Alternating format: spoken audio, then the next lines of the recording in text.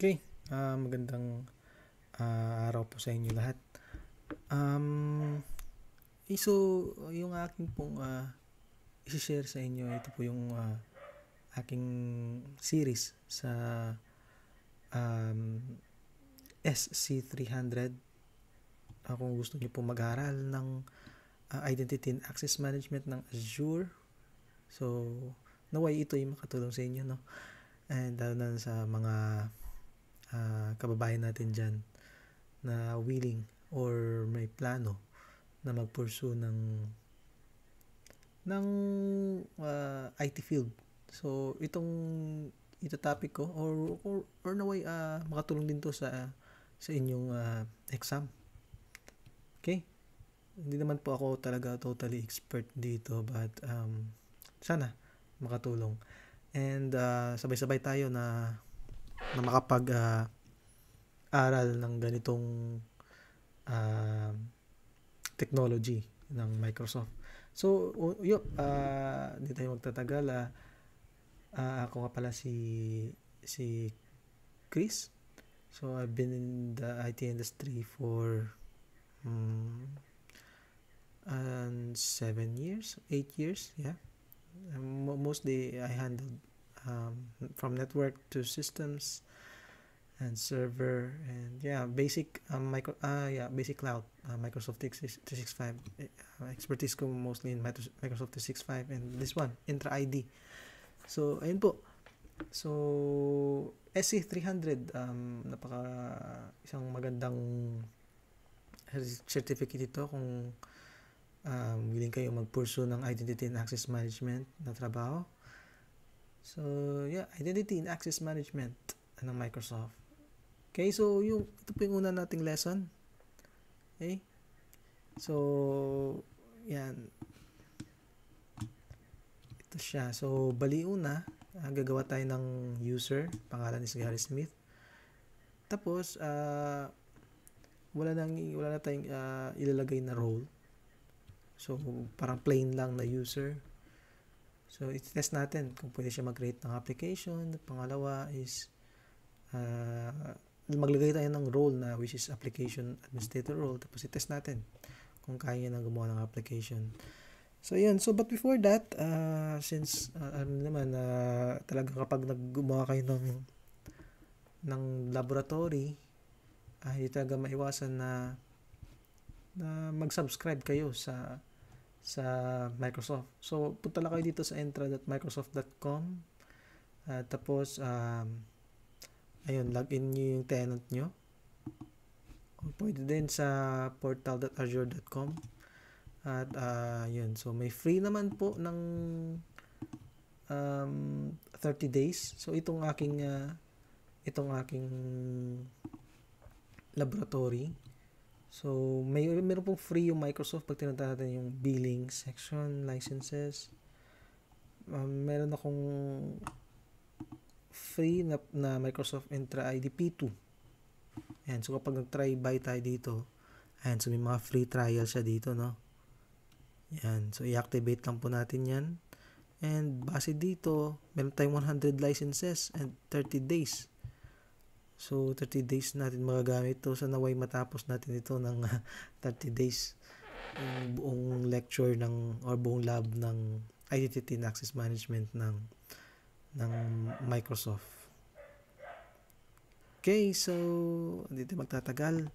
So yan, kapag na-activate na natin to, yung pinakauna-una na gagawin natin dito is create users. Kung maalala nyo po yung Windows Server, Active Directory, users and computers, di ba? Pag mostly sa mga trabaho like helpdesk, onboarding, gagawa ng user, ganun, remove ng user. So ito din yung gagawin natin.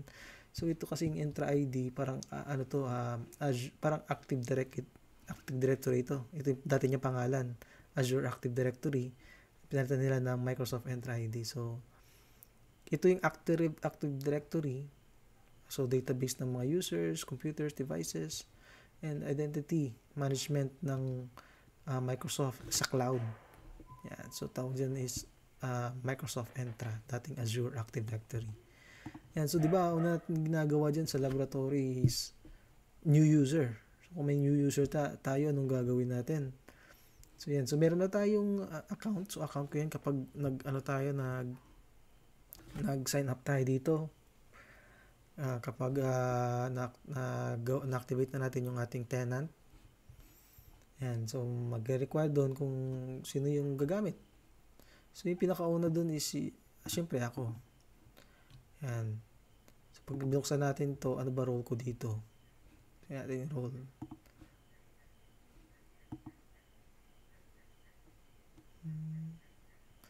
Yan. So, global admin, ibig sabihin yan, kaya ko lahat gawin ang mga bagay dito sa loob ng Microsoft Entra ID. So, walang restriction itong global administrator. So, yan. So, hindi tayo magtatagal at punta tayo sa users. Gawa tayo ng users. So, based dito sa ating laboratory, gagawa tayo ng users. Si Gary Smith. So, yan. So, dito lang, new user, create new user. Yan. So, dito yung tatanong yung parang ito yung user principal name, ito yung kanyang login name. Login name ito pag nag-login siya dito sa entra.microsoft.com. So, yung display name, Smith. So, mag-auto-generate na lang tayo ng password. So, titingnan natin to kung ano to. So, copy natin.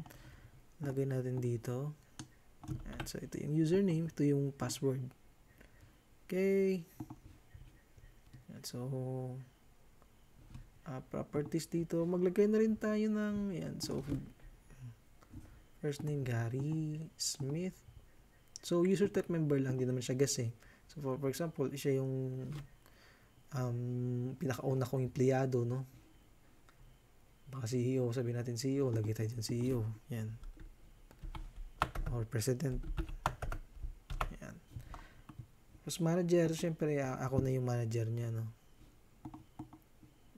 Minsan kasi talagang importante din na may manager eh. Kasi, for security purposes din. So, yan. So, ayan lang. Sabi ko kanina, wala tayong ilalagay na kung ano-ano man. Basic lang na user. So, review, create. Yan. So, wala siyang, i-refresh natin. Nandito na nga siya. So, ito na siya.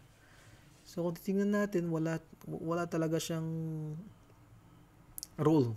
O wala siyang kayang gawin sa tenant natin. So, pero try natin. Try natin nga. Verify natin kung open tayo na incognito. Buksan natin Entra ID. Sorry. Entra.microsoft.com.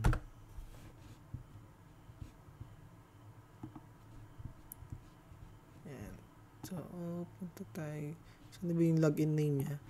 Take note lang po, P2 kasi yung ano natin. So, advanced features po yun. Mag-require po ito ng multi-factor authenticator. Okay, so magsiset up tayo ng MFA dito kasi based sa policy kasi ng Microsoft ngayon talaga P2 is nag-enforce sila ng MFA. But we can exclude this specific user na hindi na siya mag MFA, pero delikado po yun. So, multi-factor authentication is another layer of security and very important po yun. Okay, so tayo natin login natin. So, papalitin ng password. So, same pa rin, lagyan na natin ng exclamation point. Yan. Tignan rin natin ito. So, ito yung username, ito yung password. So, yes.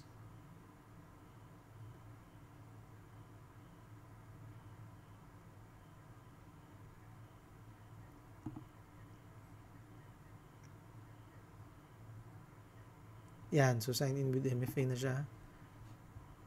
So, next. So, magda-download lang tayo ng MFA sa ating phone, no? So, authenticator. Feedback lang yung aking phone sa microphone. So, next. So, yun, mag-i-scan niya ng QR code. So, meron tayong QR. Oh. Yan. So, next, kapag na-add na natin sa authenticator, next natin. So, 74, magpa-prompt yun sa cellphone nyo. Type nyo lang 74 din. Yes. Yan. So, approved na siya. So, enabled na yung MFA ng Gary Smith. Daan.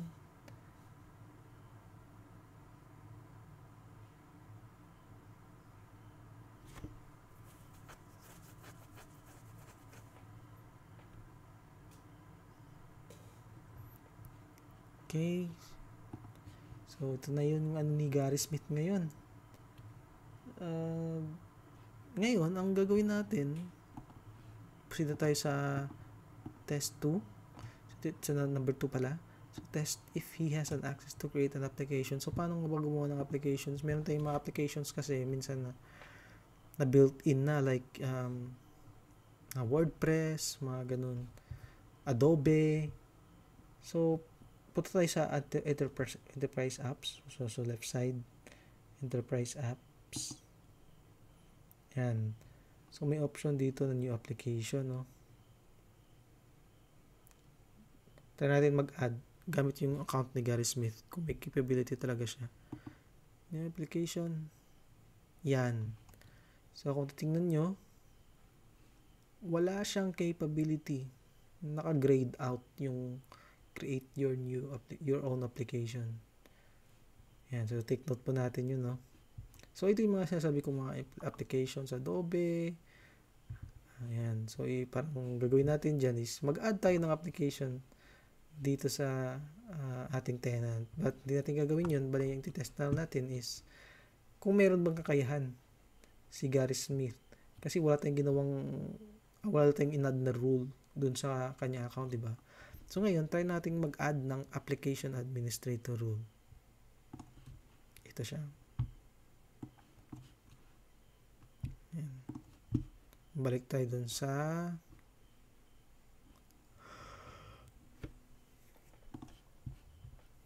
balik tayo dun sa tenant natin. So, punta tayo ulit sa users. And pag all users, search natin si Gary Smith. So, ito na siya. Since dalawa pa lang sila. Kaya, click na lang natin, no? Gary Smith. Natin. Tapos, pag nagbigay ka ng role, dito lang sa assigned roles. Yan. So, mag-assign ng assignment. So, ito siya. Add assignments. Pwede siyang gawin natin siyang global administrator para dalawa kami manage ng tenant. So, pero yung sa example natin, application administrator lang. So, ibig sabihin ito can create, manage all aspects of app registrations and enterprise apps. Yan. So, pwede siyang mag-create ng app, mag-register ng app. Yan. Click natin dito. Add. Yan. So, successfully added assessment. So, yun. So, try natin ngayon. refresh mo natin kung nandito na nag-reflect na. Ayan. So, application administrator na itong si Gary Smith. Ayan. Test natin ngayon. Test natin ngayon yung kanyang account. Kung kaya niyang mag-create ng application. Sige nga. So, ito yung account niya, diba? Nakalagin na tayo dito, Gary Smith. Refresh lang natin. Try natin na refresh. Ayan. So, nakita niyo na. Ayan. So, enterprise applications. Ayan. Kuha tayo ng applications dito. Ayan. Meron na siyang option to create your own application. So, since nilagyan natin siya ng application administrator role, so may capability na siya na mag-create ng kanyang sariling application. So, parang lahat ng patungkol sa application, registration ng application, create ng application, delete ng application, kayang gawin ng application administrator role. So, pag click natin to, yan. So, anong pangalan ng app natin? Yan. So, configure application proxy, integrate any other application you don't find in the gallery. So, hindi natin gagawin yan sa ngayon. So, ganoon lang po yung ating lesson 1 ngayon. Naway, makita nyo po yung kagandahan ng Azure Active Directory or Entra ID. Ayan, so, pag click tayo ng users dito, magtala tayo sa users, all users, and new users. Yan. Tapos dito rin tayo mag-manage ng mga account. Kung gawin natin silang admin, or guest sila, or user, or basic user lang. Yan. So, yun po. Naway, abangan nyo rin po ang sunod na laboratory natin. Thank you so much.